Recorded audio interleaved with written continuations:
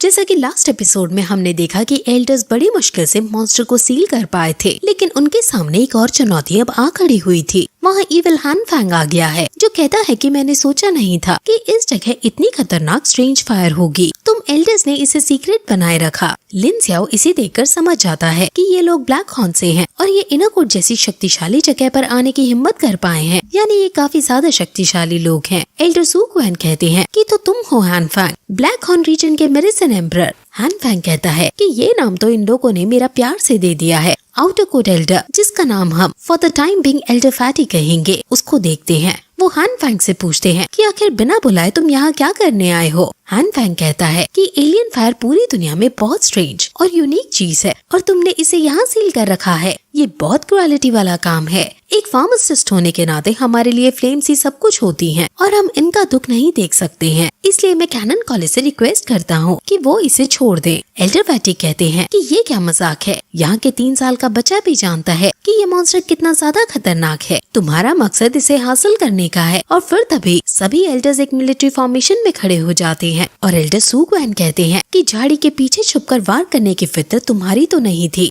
तुम्हारे साथ ब्लड्स है और 8 गेट्स के डॉन को एल्डर हैं। लगता है कि सिर्फ एक ही इनके रीजन में मेडिसिन एम्परर है, जो कि तुम हो, इसलिए इन्होंने तुम्हें अपना सब कुछ मान लिया है। हान फैंग हंसते हुए कहता है कि तुम सच में तीखी वाणी और कटु वचन बोलने में निपुण हो, तो मैं भी तुम्हारे साथ अब सीधी बात करता हूँ। तुम्हें अच्छे से पता है कि अल्केमिस्ट के लिए अलग अलग स्ट्रेंज फायर कितनी इम्पोर्टेंट होती है, इसलिए स्ट्रेंज फायर को मेरे हवाले कर दो। इसको मैं कंट्रोल खुद कर दूंगा, इसलिए इसकी चिंता तुम मत करो। एल्डर सू क्वेन कहते हैं कि आखिर तुम हान फैंग असलियत में हो कौन? अगर ये ऑर्डर तुम्हें तुम्हारे महान टीचर ने दिया है तो मुझे इसके बारे में सोचना अच्छा लगेगा, लेकिन तुमको हम ये बिल्कुल नहीं देंगे। हमारा कैनन कॉलेज इस कॉन्टिनेंट पर कई सालों से है और हम इसकी गरिमा बनाए रखेंगे और किसी भी ऐसे ऐरे गहरे को इसको नहीं देंगे। ये सुनकर हान फैंग को गुस्सा आ जाता है और वो कहता है कि अब जो होगा उसके जिम्मेदार तुम हो, यानी अब वो युद्ध के लिए तैयार है। उसके औरत से एल्डर सू क्वेन को छोड़कर सभी एल्डर्स को झटका सा लगता है, जिससे हमें इविल हान फैंग की पार का पता चलता है।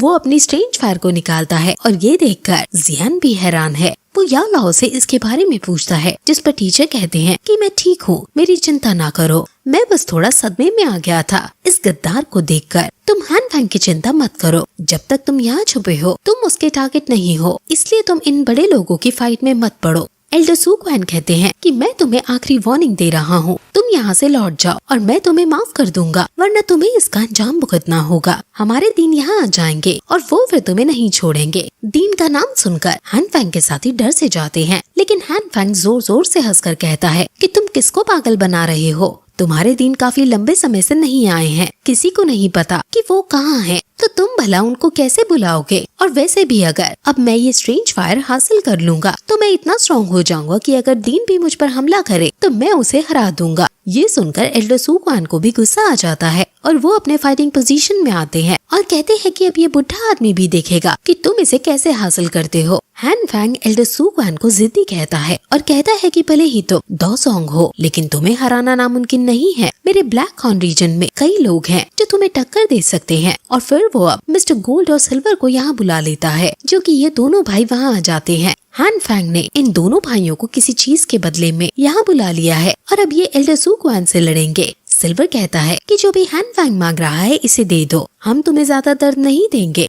एल्डर सू क्वेन अब अपनी फ्लेम निकालते हैं और कहते हैं कि ये फाइट अब बहुत बड़ी होने वाली है, क्योंकि सिल्वर और गोल्ड भी इस फाइट में अब दो स्वांग के खिलाफ लड़ेंगे। सभी एल्डर अब अपनी अपनी फ्लेम्स निकाल लेते हैं और एक दूसरे पर हमला करते हैं। एल्डर फैटी हान फैंग से लड़ने के लिए जाता है और सू क्वेन भी हान फैंग की तरफ जाते हैं, लेकिन उन्हें बीच में ही सिल्वर और व्हाइट रोक लेते हैं। यानी अब एल्डर सू क्वेन को गोल्ड और व्हाइट से लड़ना होगा और एल्डर को हान फैंग को रोकना होगा। एल्डर सू क्वेन की इन दोनों से आइकॉनिक लेवल की फाइट होती है और कुछ समय में ही एल्डर सू क्वेन इन दोनों को नीचे गिरने में कामयाब हो जाते हैं। हान फैंग बाकी एल्डर्स को इन एल्डर्स को ब्लॉक करने को कहता है और खुद वो सील को तोड़ने के लिए टार पर जाने का डिसाइड करता है। एल्डर्स जब उसे टार पर जाने से रोकने के लिए आगे आते हैं तो उनसे इविल एल्डर्स आकर भिड़ जाते हैं और कहते हैं कि तुम हमसे लड़ो, ये एल्डर भी काफी ज्यादा ताकतवर थे, लेकिन इविल एल्डर्स के आगे थोड़े फीके पड़ रहे हैं और 8 गेट का लीडर इन एल्डर्स को बहुत बुरी तरह हराने लगता है। ब्लड सेक्ट का लीडर भी यहाँ है और वो भी इन लीडर्स को हरा रहा है, लेकिन तभी उसके सामने एल्डर फैटी आता है। लेकिन तभी वो देखता है कि हान फैंग टार की तरफ जा रहा है, इसलिए वो ब्लड सेक्ट को बाकी एल्डर्स के भरोसे छोड़कर हान फैंग के पीछे जाने लगता है और अपनी फ्लेम से उसे रोकता है। ये आउटर सेक्ट का एक तरह से प्रेसिडेंट है, तो आप समझ जाओ कि एल्डर फैटी कितने ज्यादा ताकतवर है। हान फैंग इविल स्माइल देते हुए कहते हैं कि तुम सच में सोचते हो कि तुम अकेले मुझे रोक पाओगे। एल्डर फैटी उस पर अपना स्पेशल अटैक कर देते हैं और उसे पकड़ने लगते हैं, लेकिन हान फैंग उनके अटैक को जला दे रहा है। इनके आइकॉनिक फाइट को ये स्टूडेंट्स विटनेस कर रहे हैं और जियान याओ लाओ से पूछता है कि मैंने सुना है कि ऑर्डिनरी अल्केमिस्ट केवल एक टाइप की ही फायर को कंट्रोल कर पाते हैं और अब हान फैंग के पास एक स्ट्रेंज फायर पहले से ही प्रेजेंट है, तो ये एक नई स्ट्रेंज फायर क्यों चुराना चाहता है। इस पर याओ लाओ कहता है कि क्योंकि इसके पास बर्निंग फॉर्मूला को प्रैक्टिस कर रहा है इसलिए ये चुरा रहा है, लेकिन इसने सिर्फ थोड़ा सा ही बर्निंग फॉर्मूला सीखा है। जब ये मेरा स्टूडेंट था तब इसने मुझसे फेंसुक को चुरा लिया, लेकिन मैंने तब इसे पकड़ लिया और ये सिर्फ थोड़ा सा ही चुरा पाया। इसका एल्केमी का टैलेंट तुमसे कम नहीं है और इतने सालों में तो इसका टैलेंट और बढ़ गया होगा और इसने और सीख लिया होगा बर्निंग फॉर्मूला को, इसलिए शायद ये सेकंड स्ट्रेंज फ्लेम को लेने के लिए इतने बड़े ऑर्गेनाइजेशन से भी पंगा ले रहा है। जियान को ये सुनकर गुस्सा आ जाता है और वो सोचता है कि मैं अपने टीचर का बदला इससे लेकर रहूंगा। हान फैंग और एल्डर फैटी में बहुत आइकॉनिक लेवल की फाइट हो रही है और एल्डर फैटी ने पहले कभी किसी स्ट्रेंज फायर वाले आदमी से फाइट नहीं की थी, इसलिए वो थोड़ा हमें फीके पड़ते हुए नजर आ रहे हैं। और इस बार जब वो अपना अटैक उस पर करते हैं तो हान फैंग एक झटके में उनकी पार को खत्म कर देते हैं। वहीं एल्डर सू क्वान जो कि सिल्वर और गोल्ड से लड़ रहे हैं वो उनको बार बार नॉक कर दे रहे हैं, लेकिन वो बार बार खड़े होकर एल्डर सू क्वान का रास्ता रोक दे रहे हैं, जिससे वो हान फैंग को रोकने नहीं जा पा रहे हैं। अब सू क्वान को गुस्सा आ जाता है और वो इन दोनों को जान से मारने का डिसाइड करते हैं।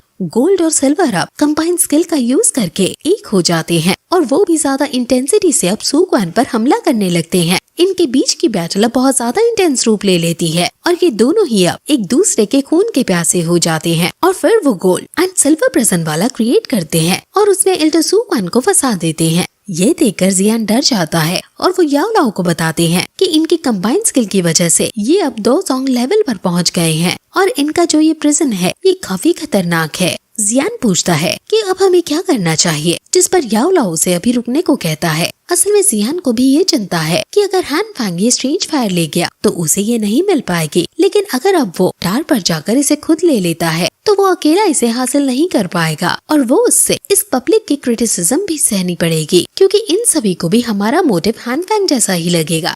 गोल्ड को लग रहा था कि वो अब एल्डर सू क्वान को अब मार ही देगा, लेकिन एल्डर सू क्वान ने अपने आसपास एक शील्ड क्रिएट कर ली है और वो अपनी पावर से इस प्रिजन को तोड़ डालते हैं और उन्होंने इतनी बड़ी प्रिजन को तोड़ा है जिससे इसके अंदर से बहुत ज्यादा इंटेंस ऑरा निकलता है और इस शॉक वेव से आसपास का एनवायरनमेंट अफेक्ट होने लगता है। जियान यहाँ पास में ही खड़ा था, इसलिए इससे बचने के लिए उसे ना चाहते हुए भी आसमान में आना पड़ता है और जियान को अब वो सभी एल्डर्स देख लेते हैं। जियान को ब्लड सेक्ट का एल्डर जब देखता है तो वो समझ जाता है कि ये जियान जिसने मेरे बेटे को मारा है। वो अब गुस्से से बाहर आ जाता है और जियान के सामने आकर उसके ऊपर एकदम अटैक कर देता है कि मेरे बेटे को मुझे वापस करो, मैं तुम्हारी जान ले लूंगा। जियान तुरंत उससे बचकर भागने लगता है और वो जियान को चीज करने लगता है। वो उस पर जानलेवा हमला करता है, लेकिन जियान 3000 थंडरबोल्ट का यूज करके उससे बच जाता है और फिर कहता है कि मुझे मारना इतना आसान नहीं। ये देखकर वो हैरान हो जाते हैं कि इसके पास 3000 थंडर है। वो अब जियान को बुरी से बुरी मौत देना चाहता है, इसलिए उसे अपनी एक फॉर्मेशन में फंसा देता है। जियान उसकी फॉर्मेशन से निकलने की कोशिश करता है, लेकिन नहीं निकल पाता। जियान अपनी स्ट्रेंज फायर का भी यूज कर रहा है, लेकिन फुल पोटेंशियल में इसका यूज वो तभी कर पाएगा जब वो बहुत ज्यादा ताकतवर हो, जो कि वो अभी नहीं है। ब्लड सेक्टर उसे मारने के लिए आगे बढ़ता है और उस पर अपना भाला बहुत जोर से देकर मारता है। वो भाला उसे लगने ही वाला होता है कि तभी वहाँ जियान आ जाती है और जियान अपना पंच मारकर भाले को तोड़ डालती है। वो फिर उसे कहती है कि अगर किसी ने भी जियान को चोट पहुँचाने की हिम्मत भी की तो उसे मेरे से दुश्मनी मोल लेनी पड़ेगी। अब वहाँ फिर लिनजुआ भी आता है और फिर लियू किंग भी।